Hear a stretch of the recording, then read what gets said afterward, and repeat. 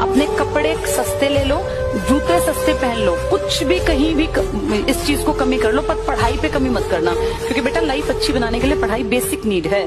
कल अगर भविष्य अच्छा बनाना है ना, तो अब बेशक नॉर्मल कपड़े पहन लेना, कोई तुम्हारे कपड़े नहीं देखेगा। यहाँ तुम 4 टी-शर्ट में पूरा साल काट दो, किसी को मतलब नहीं है। लेकिन आज से 5 साल बाद अगर तुम सोचो कि 2 टी-शर्ट में मेरी जिंदगी कट जाएगी, तो वो बहुत टफ होगा। इसलिए मेहनत करो, 100 डेज का टारगेट बना लो। अगर 0 हो तब भी बहुत मेहनत करके अचीवमेंट हासिल की जा सकती है। अपने कपड़े सस्ते ले लो, जूते सस्ते पहन